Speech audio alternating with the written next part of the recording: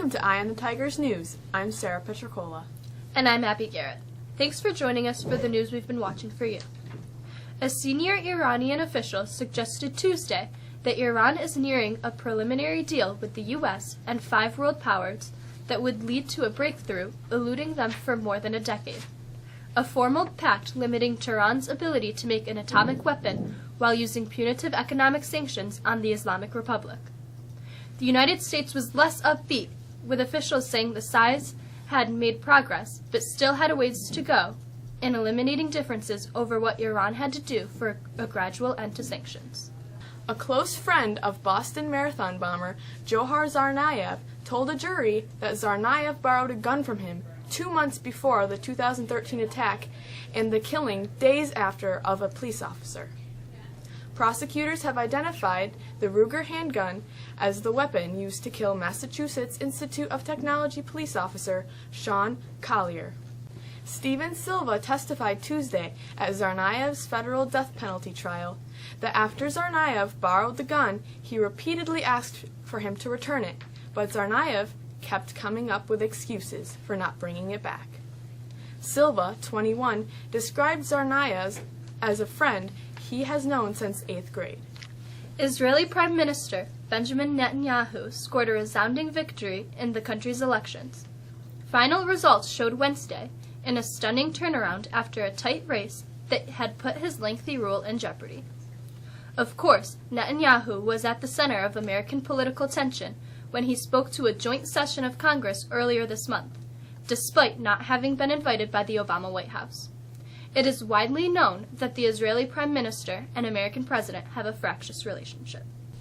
New aerial ice studies have given scientists an unprecedented insight into how one of the world's largest glaciers is melting.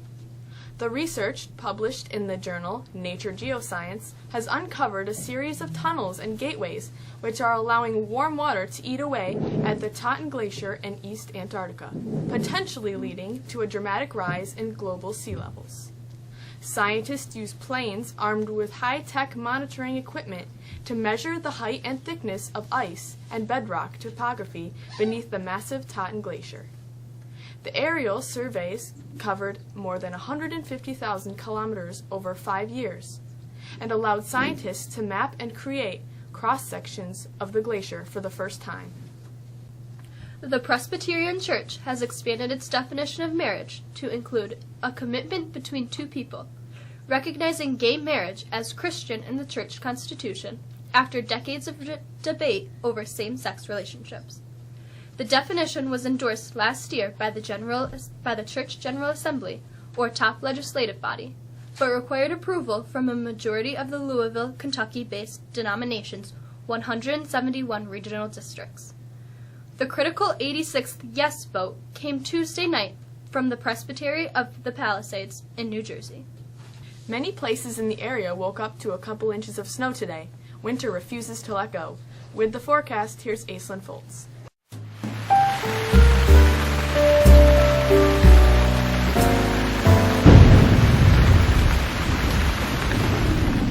Winter weather conditions continue to be the order of business for today, and actually for most of the next 5 days. We'll see the possibility of lake-effect snow spray today, with temperatures creeping into the 30s, but with a northwest breeze, it will feel like we're in the teens.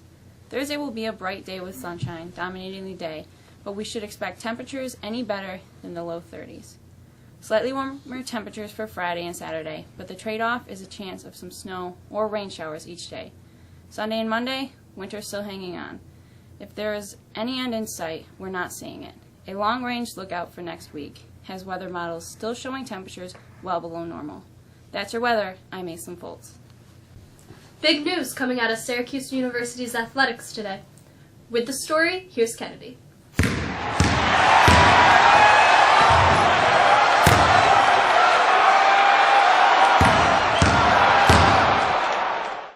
Good news if you're a Yankees fan.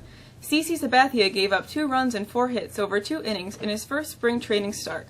A New York Yankees 4-2 loss Tuesday night to the Toronto Blue Jays. The 34-year-old lefty was hobbled by a degenerative cartilage problem in his right knee last season and was done after having surgery in July. The regular season begins in less than 3 weeks. Syracuse University announced that head coach Jim Boeheim has agreed to retire in 3 years.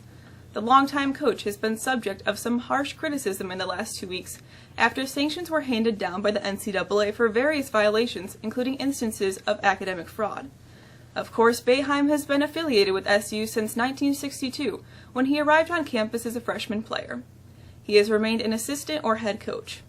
The university also announced it has fired its athletics director, Dale Gross, 2 weeks after sanctions. Gross oversaw the Orange's transition from the Big East to the ACC.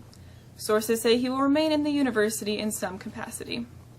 Because of infractions, Boeheim had 108 wins stripped from his record, but the university also announced it was headed for appeals of the process. With your quick look at sports, I'm Kennedy Lamb. With a look at what's on the calendar this week, here's Shannon Corey.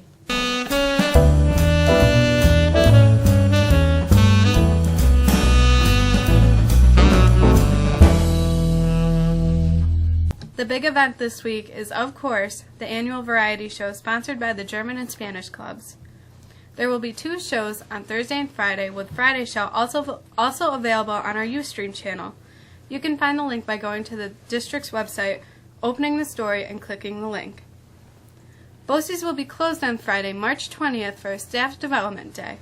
Students will be assigned a study hall for that class time unless they bring an assigned permission slip to come in late or leave early. Letters are available in the main office to pick up. Attention all seniors. The senior t-shirts are on sale. Please stop into Mr. Deckman's room and order your t-shirt by the end of this week. The t-shirt costs $15, cash or check. All t-shirts must be ordered by this week. The Friends of Rachel Club will be selling spring bunnygrams from today through Thursday the 26th. For only 50 cents, send a spring greeting and a mini Kit Kat to brighten someone's day. Please see a Friends of Rachel Club member if you would like to purchase a bunnygram for your friends and teachers. And finally, sports physicals will be held here at the high school on May 5th and May 19th. You must see Miss Wallace for paperwork and to sign up. This physical will allow you to be eligible to play sports from the year 2015 to 2016. And finally, here's Svenja with our history lesson.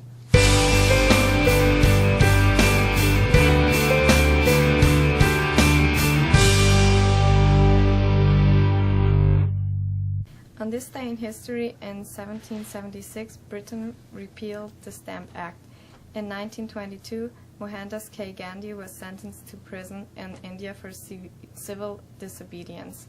In 1940, Adolf Hitler and Benito Mussolini held a meeting at the Brenner Pass, during which the Italian dictator agreed to join in Germany's war against France and Britain. In 1942, President Franklin D. Roosevelt signed an executive order authorizing the War Relocation Authority, which was put in charge of interning Japanese Americans. In 1963, the U.S. Supreme Court in Gideon v. Wainwright ruled unanimously that state courts were required to provide legal counsel to criminal defendants who could not afford to hire an attorney on their own. And in 1974, most of the Arab oil-producing nations ended their embargo against the United States. Finally, we want to take a moment to congratulate Mexico's JROTC drill team, which finished the season with its best efforts of the year, sweeping the meet, taking first place in 6 of the 7 events in Newburgh, New York over the weekend. This superb event earned the overall trophy and was a great way for seniors Autumn Dan and Zach Raymond to finish their careers at Mexico. Thanks for joining us today. For the staff of Eye on the Tigers News, I'm Abby Garrett. And I'm Sarah Petricola. Have a great day.